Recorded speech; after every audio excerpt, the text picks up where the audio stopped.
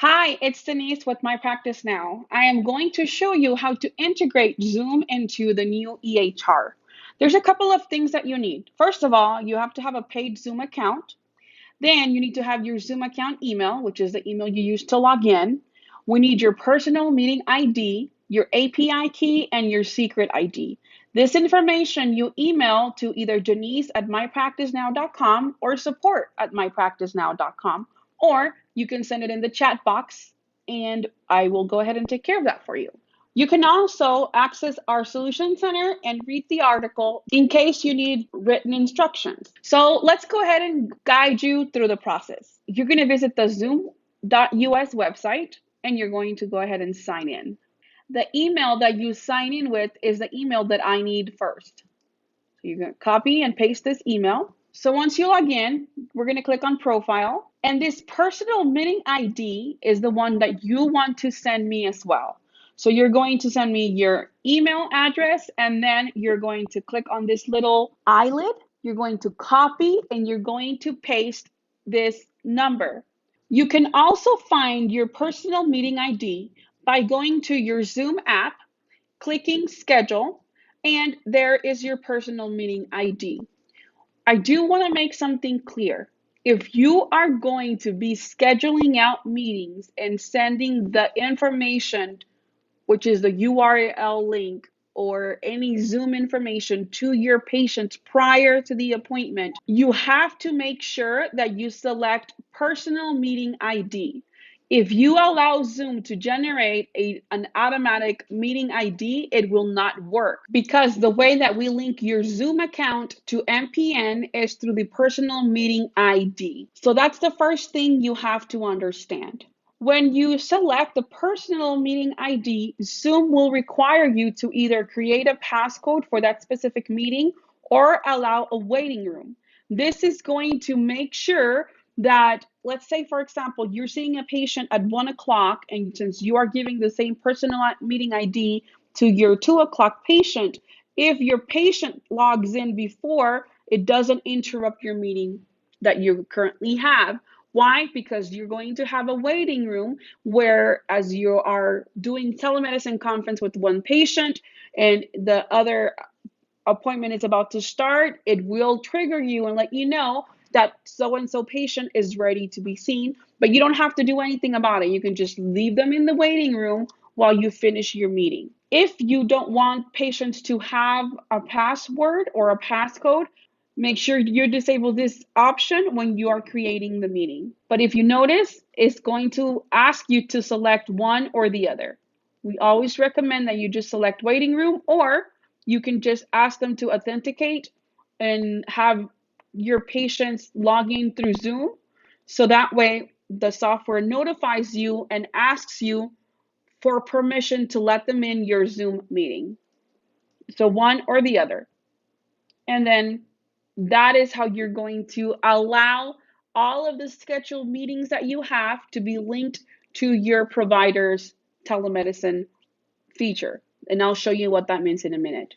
Okay, so now that you have your personal meeting ID and your email, you need two more things. You're going to come to the advanced, and then you're going to click on App Marketplace. In the App Marketplace through Zoom, you're going to have an option where you can actually build your own app, which is what we need. You're going to click on Build App, and then it's going to take you to this page. So when you go to the App Marketplace, it's going to give you this window.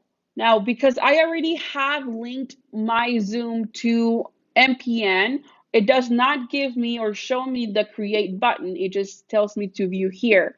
But in your case, it will have a button kind of like this one that says create. You're going to click on that button. And so when you click on it, it's going to ask you for information. You're going to go through the information tab, the app credentials, the feature, and the activation.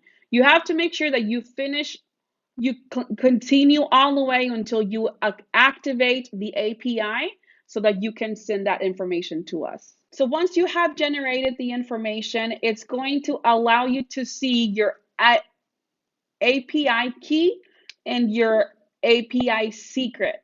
This is the two things that we need. So we need your email, we need your meeting ID, we need your API key, and your API secret. You send us all this information again through an email or through the chat box, and we'll go ahead and link your Zoom to MPN. Now, let me show you the way it works. You have to make sure that you're going to log in as a provider. You're going to click login, and then you're going to go to the EHR, which is the third icon on your menu bar, and let's just select a patient. The telemedicine feature will only work if you have already sent us the information and we have plugged it in for you. So what it will do now is we're going to go ahead and click on telemedicine. It's joining the meeting. Which meeting? Well, it's joining the meeting that you scheduled with that personal meeting ID. And even if you don't schedule, let's say, well, they logged in, we don't do schedules, we just send them the link right away or when the doctor is ready, then that's fine. I'll show you how to do that. So whenever you go ahead and click on that telemedicine icon, this window is going to appear. You can make it as big as possible. The smaller your screen, the less icons it shows. The bigger your screen, the more icons it shows. So it's just exactly like Zoom, okay? So you can click on join audio, you can start your video, you can click on participants, and this is where you can click the invite button so that you can copy the URL and email it to your patient, send it by chat, however you usually do it. And if you have already sent them that information, it will trigger you that you have a patient waiting in the waiting room, which then you will approve, and then you will do everything that you usually do through Zoom outside of MPN, inside of MPN. You can share your screen, you can chat, you can record your meetings. There's more tabs that you can select from there. Select the security if you want to be able to lock the meeting so that no one logs in after you have already allowed people to get in. And pretty much all of the features in Zoom. Once you're done with Zoom, you're going to go ahead and click on end. If it is asking you for a password, remember the reason why it asks you for a password is because whenever you scheduled your meeting, you allowed this checkbox to be active, and you would have to then come in, copy and paste this password or passcode, enter it here so that you both can log in. And then you just click on end meeting for all or end meeting, and the call ends. You can close your window, and if it's your next patient, then you click on the telemedicine icon again, it joins you again, and it's all over again. If you have any questions, you can always send us a message through the chat box, and if you have any questions, please reach out to me. You know I'm here to help you.